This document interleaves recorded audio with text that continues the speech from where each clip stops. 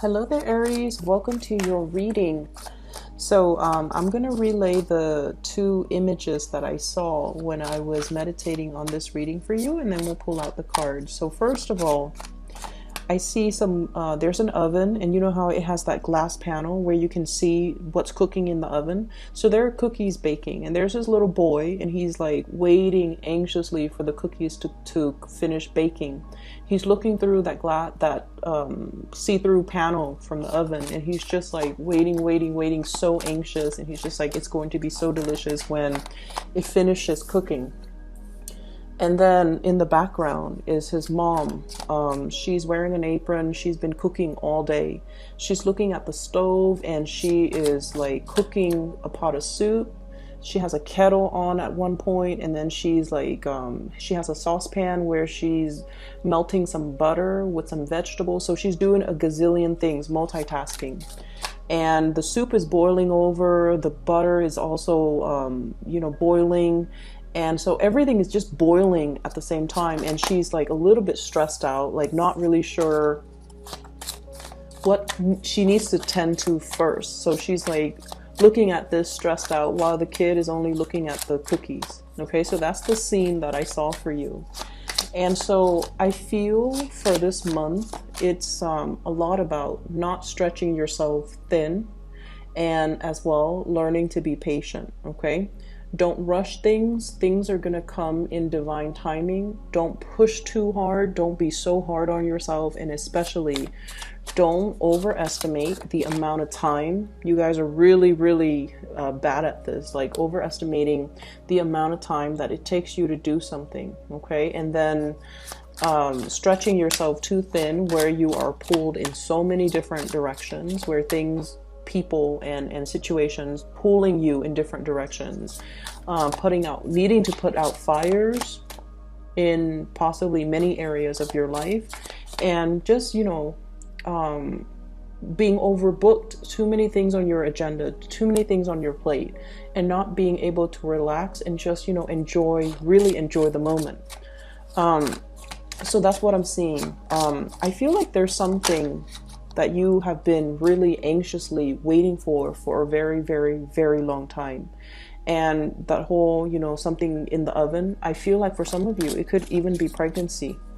Okay, wanting to start a family, wanting to have a partner on board, wanting to I'm hearing like partner in crime, but I also feel like it's somebody that you can build something with. Okay, wanting a life partner, wanting somebody to have a family with, to build a family with, and especially to share some major milestones and experiences in your life with. So I feel there's this element here about wanting to have that other person that you can spend the rest of your life with as well. The other thing that comes through with the whole kitchen image, the kitchen is usually like where I would say where magic happens, where family and people come communally, share an experience together, where we nurture each other through the food that we create.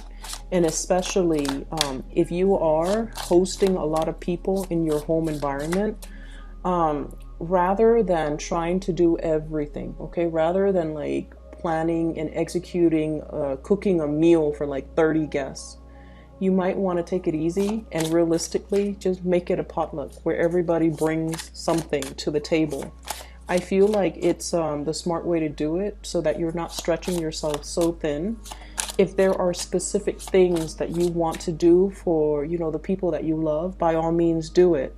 But be very, very realistic with your time constraints, and don't be so stressed out that you're not able to really enjoy the moment, okay? Because it's the gathering, it's the people that really matter. It's not so much about showing off our culinary skills or showing off our kitchen or showing off our home.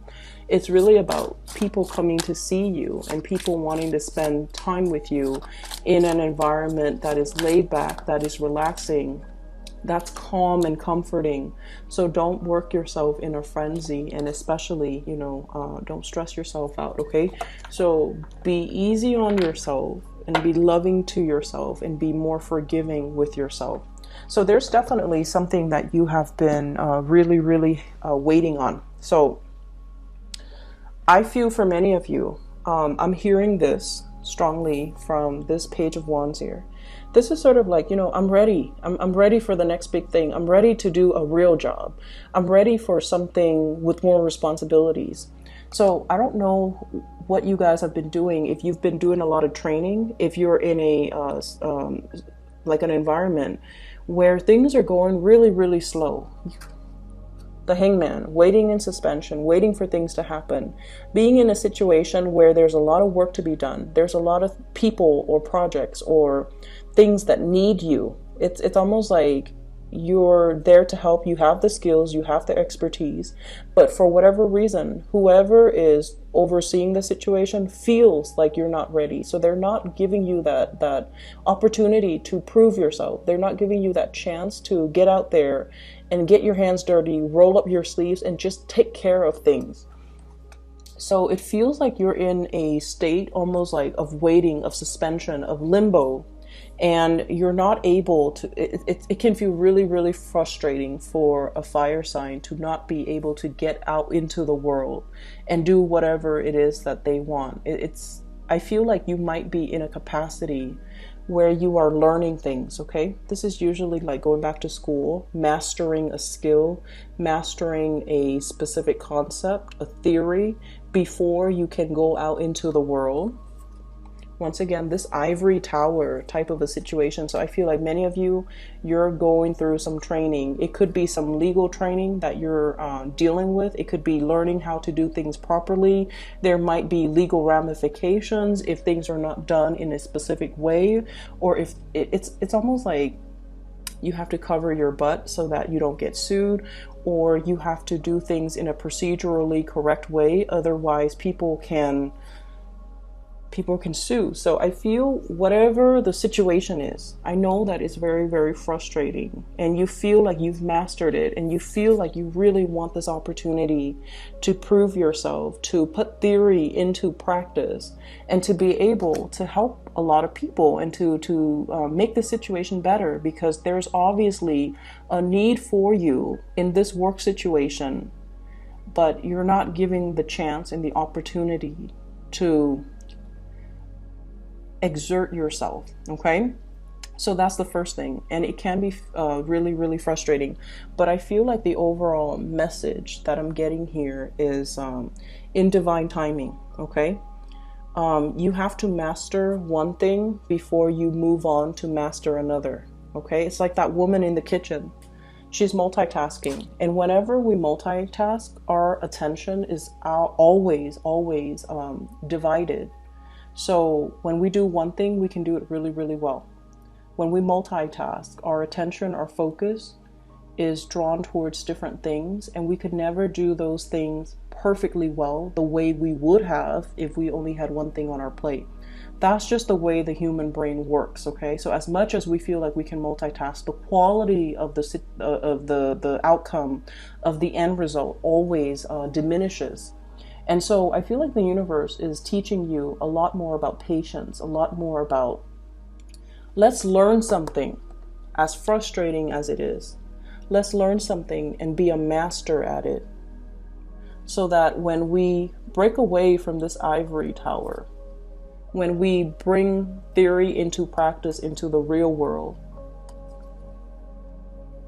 we can do it right. Okay, the kings, and this is your energy, the kings always do things the right way. They've already mastered it. They've been through it. They have the skills and the knowledge and the experience and whatever it is that's required of a ruler, a leader, breadth of vision, hindsight, you know, the whole learning from past experiences. But I feel like, you know, the universe really wants you to master, rather than going into a situation excitedly, but not having the skills and the necessary experience from your past to make the best of a situation, or to make something the best that it could be. So a little bit more patience and a little bit more waiting, I feel, is going to be in store for you. For some of you, there could be a lot of issues regarding children. Okay, Dietary habits when it comes to children. And I love this card. This is the Nine of Cups. Okay. I usually think of this as like the binge eating, or a household that might be a little bit neglected, and then the children are eating whatever is around, usually junk food or usually snacks. The parents might be so busy, or the parents might not be in the picture, or there's some issues here. I feel for some of you, if it's not your own children, you might be dealing with a child, and you might be compensating, taking care of a child, or giving the child a lot of love and attention, or you're feeling like the parents of the child are turning their back on the kid.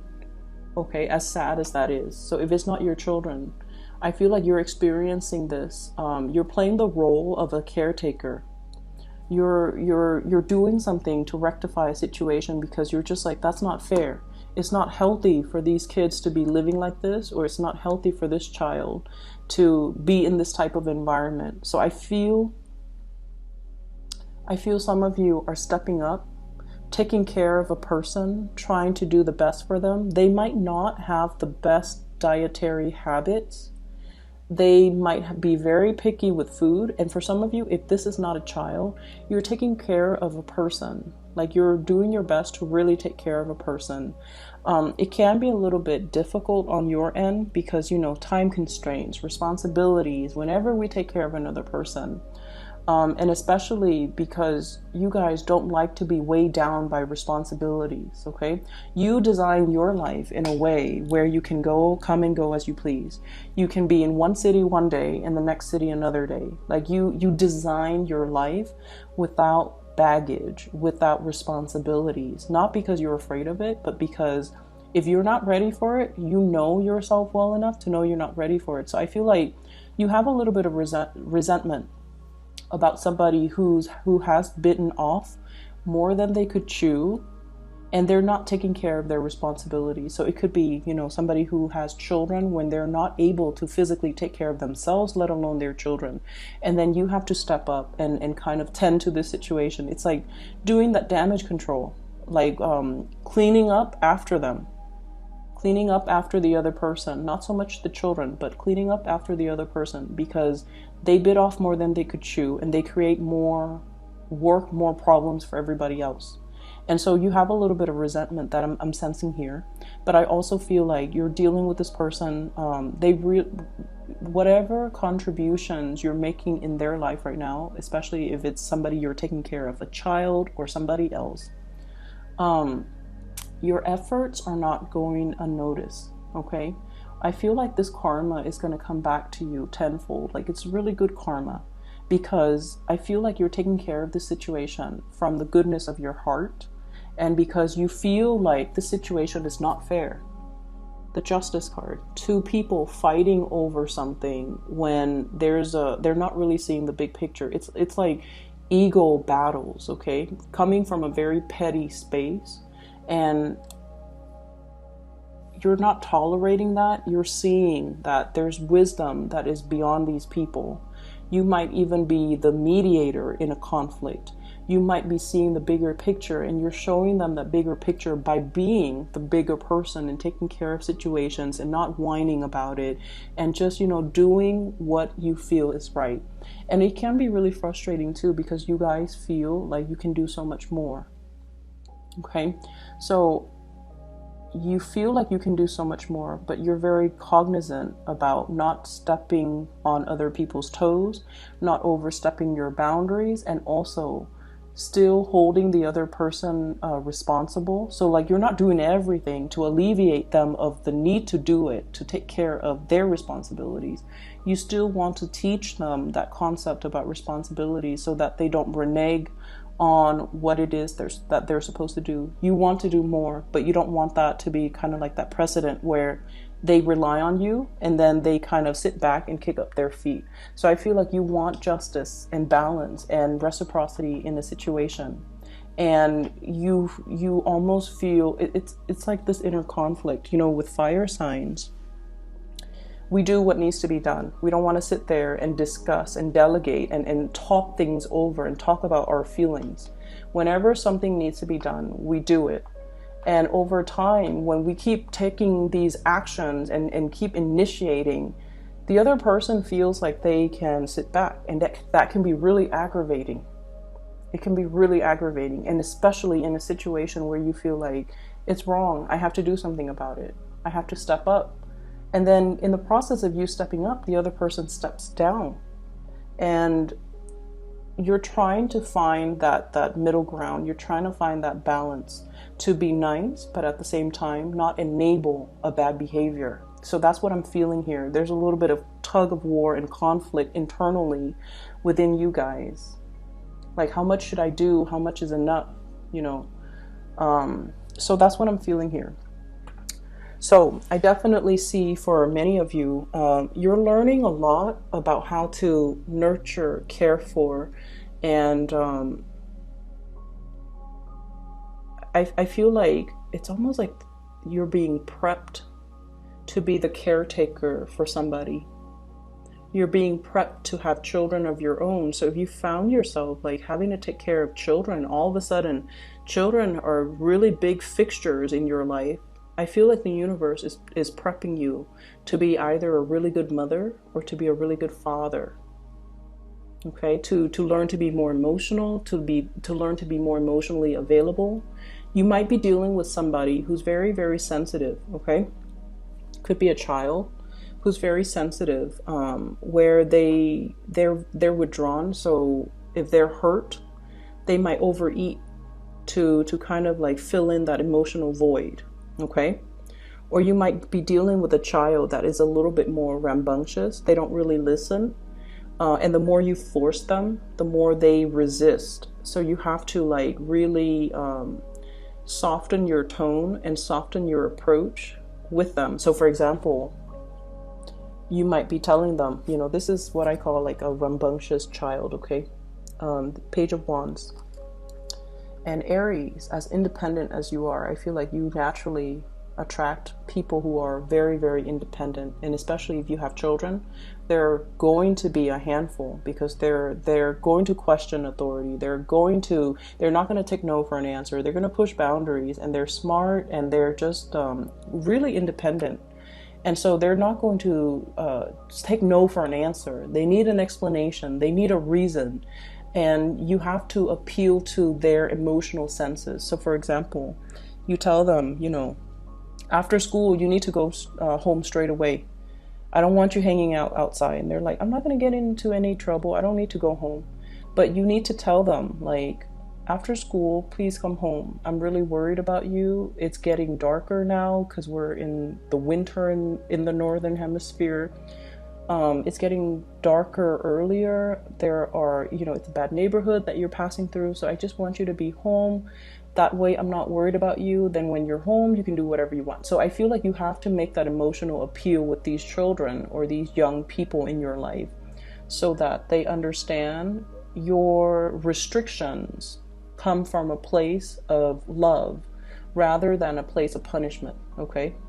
And so we have to really change the way in which we communicate to kind of like convey what it is that we want or expect from the other person, and especially why we want that from them. It's not about us being mean or you know, laying down the rules. It's because you care about them and you don't want bad things to happen to them. Okay. And I'm dwelling on that because, you know, that whole cookies in the oven. There might be a child that's overeating, or somebody who's binging, who might not have, like I said, the best dietary habits. And I feel like their health might be catching up to them. And you have to be the one to kind of gently like tell them, hey, you know, you got to lay off that thing that's not really good for your health that you're putting in your body chemically or, you know, food wise. You have to kind of lay off it because I don't feel like it's healthy for you. And approaching that from a space of understanding and kindness is a lot more, it's going to make the other person a lot more receptive than approaching them from a place of harshness, okay, and criticism. So that's what I'm feeling here. I feel like for many of you, there's a lot of training that you're going through, and it's like, it's frustrating, I understand, but it's going to come to an end, and then you can kind of like spread your wings and you know, practice what you preach, and you can have an opportunity, especially to kind of really have more independence to do things without people looking over your shoulders to see if you're doing things properly. And then I also feel as well in partnerships, I have 3 signs. So I have an air sign, Aquarius, Gemini, and Libra. And I have this here, King of Swords. You might be having a lot of discussions with this person if it's a romantic partner, okay? Over family trauma, healing past family issues. They might come from a broken home, or you might come from a broken home, and you're both bringing a lot of fears about commitment, fears about settling down. I feel like the love is definitely there, but both parties are bringing to the table a lot of like fears from their respective dating past, marital past, even family trauma. And I feel like you're healing together, but the process is still ongoing. So it's going to take a little bit more time, okay? Others of you dealing with a water sign, a Pisces, a Cancer, or a Scorpio. I feel like this person, and I have here the Queen of Cups, I feel like this person is a lot more into you than you are into them. That's what I'm sensing. They really like you, and you know that they're a really good person. Like, you know they're a really good person. This is somebody, male or female. They could be the one that you want to bring home to mom and dad. You want them to meet your parents. You want to bring them around your friends because they're loving, they're kind, they're compassionate. But I feel like, I don't know how much fun or excitement or enjoyment you're getting out of this relationship. So I feel like there's somebody here that is really, really, really into you. Like, they're really into you. But I feel like they're looking for a relationship, and you might be looking for fun. Okay? And they're ready for a relationship. You might not feel like you're ready, or you might not want that commitment, the whole 9 yards with this person. For some of you, this person might be a little bit older than you. And I feel like they're actually very attractive, very beautiful, but they are looking for a relationship. They're not ones to kind of run around and, you know, collect bed partners. They're not like that. They're really looking for a relationship. They might have children of their own. They might might like be dealing with a like a separation or a divorce. Okay, so they're not completely single just yet. And then I also feel a fire sign, Sagittarius, Aries, Leo. There might be a distance thing between you and this relationship partner. There's a lot of coming and going, getting back together, and then there's distance. So I don't know if you're like breaking up and then making up, but I'm seeing distance between you and this person here. I feel overall, we have here the wish card. So I definitely see a lot of communication and a lot of love and a lot of compromise and a lot of help that's going to be coming into the picture. And like I said, if you're planning to do this massive cookout, you know, hosting and inviting a bunch of people to your home, just make sure you actually enjoy the process. Don't stretch yourself too thin. Don't overbook your schedule. Don't overcommit your time, because you're going to be stressed out. And it's a month, it's your birthday month. You're supposed to relax and, you know, enjoy the people and the company. So don't stress yourself out. Make it a potluck, okay? I hope the reading is helpful, Aries. I hope that it helps you navigate this energy for this month. I don't have any news here regarding finances, so no news is always good news in my book. I feel like it is a lot more about, you know, being patient and getting through the learning process, and then being able to, you know, exert yourself in the physical world, okay? So best of luck with everything. I will see you guys soon, and have a wonderful birthday time. For those of you who are still emailing me about readings, I don't do readings anymore for private clients.